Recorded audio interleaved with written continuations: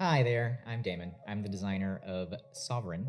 You may know this game as Wormwood, depending on when you have come around to either subscribing or checking out this YouTube channel.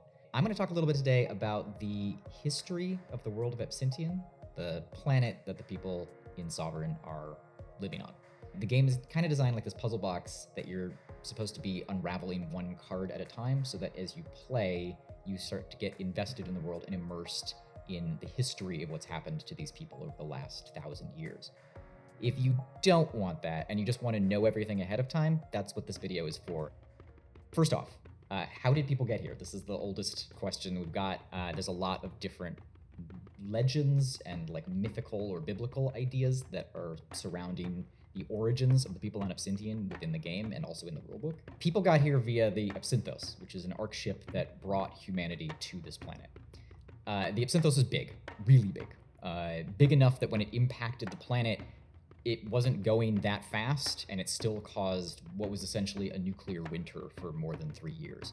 People inside were sheltered enough, because it was assumed by whoever built the ship that it was potentially going to crash into a planet, that the sleepers were still alive, but they were stuck in cryosleep for a really long time. The descendants of these people are the progenitors of the 10 factions that are now in the game, barring the Machina Sapiens, which I'll talk about at the end of the video. These people don't remember where they came from. They don't remember anything about Earth. They don't remember anything about their lives when they would come out of the ship. As a result, the descendants all have different ideas about why the ship was sent. So the origins of the Apsynthos and the reason behind humanity living on a new homeworld is the core question of the entire game. That's the question everybody is asking. Why are we here? Which is not any different than the question we ask on Earth, except theirs is far more literal because they're on a different planet. They know that they came from somewhere else, and they don't know why. All right, question 2. What are the Lilin? These come up a lot in the Windwalker deck in particular, but their sort of society or lifestyle is a mystery. The Lilin are 12-foot tall termites, basically, trilobite termites. They live in a hive structure and have a Stone Age society. They're sentient, they're sapient, they have language, they have tools, they have art, they have buildings, sort of. And the Windwalkers, who were the first people to come out of the Ark and actually form like a stable-ish society, ended up living among the Lilin. There are other factions that attempted to like eradicate the Lilin. They did not succeed. The Lilin were largely decimated by the impact of the Apsynthos in the first place. So the environment around them changed a lot. The environment of the planet had a lot more native life before humans got here. Humans are this natural disaster that impacted the Lilin like dramatically. Lilin language and society is only presented in the game through the records of what's called the Promethean data logs. These were the first people to come into contact with the Lilin, and they recorded them over decades of research and like xenobiological studies that have been lost since then.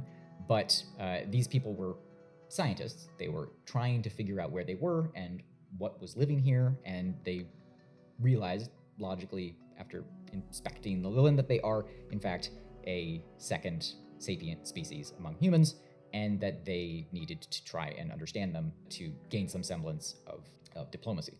Sovereign was originally called Wormwood, and it's now called Sovereign Fall of Wormwood. There's a reason for this.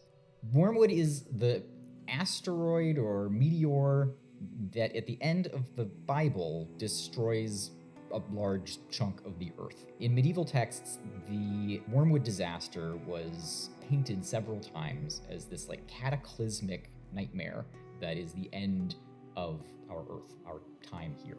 Wormwood in this game is the name of the ship that brought people here. So we refer to it as the Apsynthos, but Apsynthos means Wormwood. It's Greek, it's mangled Greek. There's a lot of mangled Greek in the game. I'll go over a couple more of these.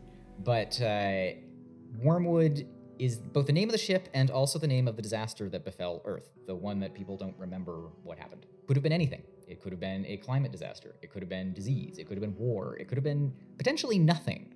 It's possible that the people here on this planet are religious migrants. They could be a scientific expedition, or they could be prisoners or something. They don't know why they're here, so there's a lot of different options for why the ship was sent. The ship is also something that went terribly, terribly wrong for the people of this planet. When the ship impacted the planet, the Lilin, who are the native life that live here, were largely decimated by the impact of the ship.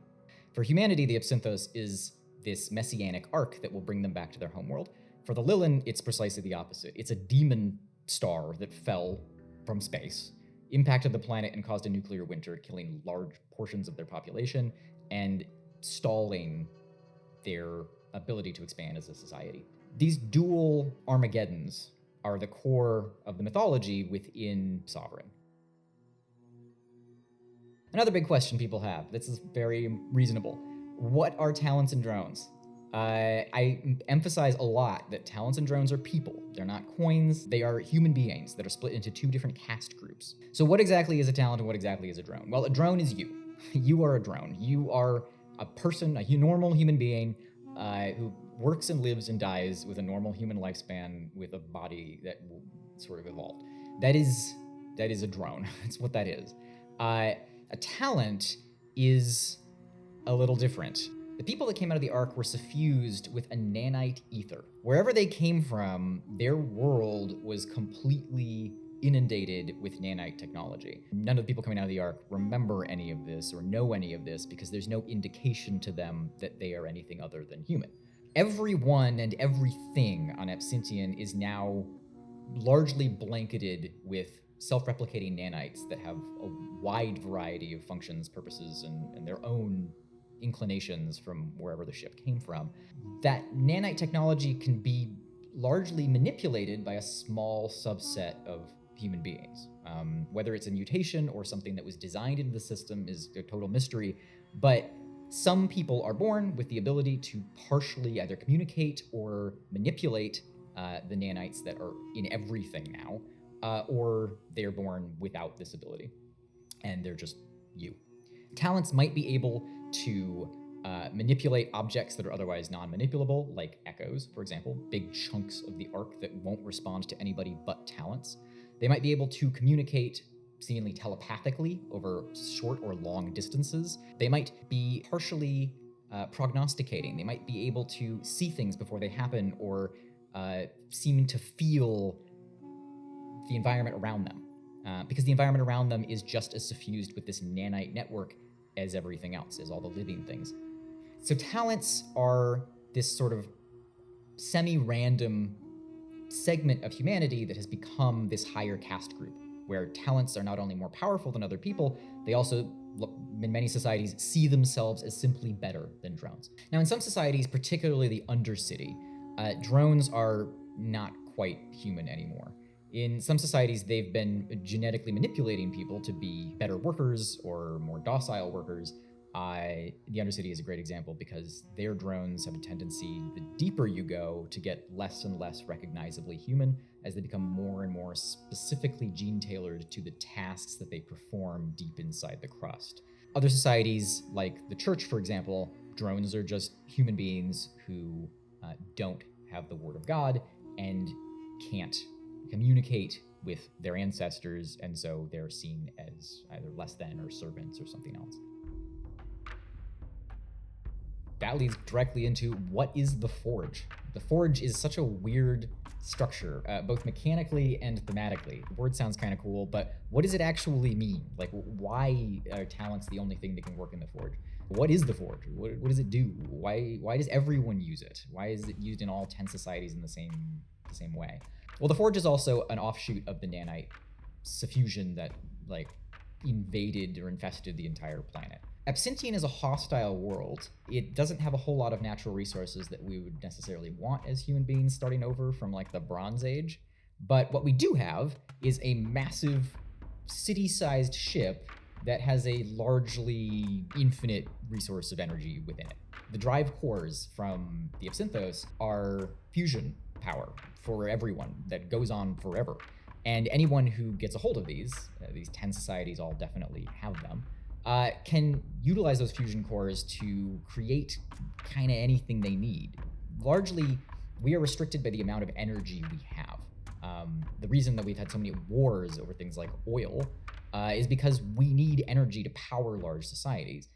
Our cities are powered by fossil fuels, and the advancements in energy that we create massive blooms in both population and technology. This happens on Apsyntion every time somebody comes across one of these drive cores. It's immediately the central core of a major population explosion, because now you have energy that can do basically anything. You can grow food, you can generate oxygen, you can build things, big things, but these systems are not equitable. The forges tend to only be usable by talents, because they're the only ones who can communicate with the drive cores and construction systems that were originally part of the ship. The ship has a terraforming system, we'll get to that in a second, that was designed when it landed normally to open up and terraform the planet over several millennia before humans were woken up and sent out. So the ship didn't accomplish that. It partially terraformed a very small area, and that's where the Utopians lived, but the terraforming system basically failed completely after that. And the only thing we're left with is the Forge, which is a combination of these drive cores and terraforming mechanisms that talents can utilize by talking to the wrecked superstructures of the ship and rebuild the things that humanity needs. There's some things that the Windwalkers make out of living structures, but the Forge is still essential to them to maintain some kind of military defense against the societies around them that definitely intend to wipe them out if they can.